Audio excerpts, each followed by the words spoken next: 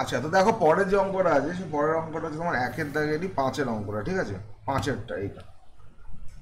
তো বাঁয়েরটা বলছে এক্স একক দৈর্ঘ্যের একটি ধার বিশিষ্ট একটি নিরেট ঘনক থেকে, এক্স একক দৈর্ঘ্যের ধার বিশিষ্ট একটি নিরেট ঘনক থেকে সর্ববৃহৎ একটি নিরেট গোলক কেটে নেওয়া হলে গোলকের ব্যাস হবে এক্স একক, 2x একক, x/2 একক, 4x একক, ঠিক আছে? এটা হচ্ছে অঙ্ক। চলো দেখা যাক কি হয়। দেখো এইটা হচ্ছে আমার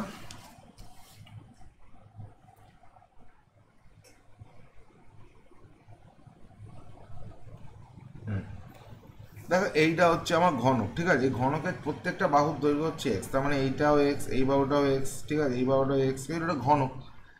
এবার তুমি যদি তাহলে ঘনকের ভেতর থেকে সব থেকে বড় একটা গোলক কাটো, তাহলে সেই গোলকটা কীরকম হবে? এরকম সাইজের হবে।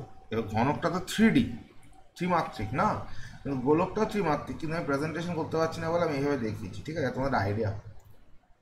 এবার আমি যদি গোলকটাকে সর্ববৃহৎ একটা গোলক কাটি, তাহলে সেই সর্ববৃহৎ গোলকটার এই যে দৈর্ঘ্যটা, মানে এটা হচ্ছে ব্যাস, এই ব্যাসটা হচ্ছে একটা ধারের সমান হবে, যে কোনো একটা ধারের সমান, মানে 2a সমান x।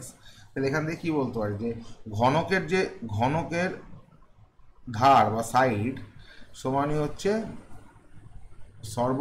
সর্ববৃহৎ যে গোলক কাটা যাবে সেই গোলকের ব্যাসের সমান, ঠিক আছে? তাহলে এইটা হচ্ছে আমার আনসার।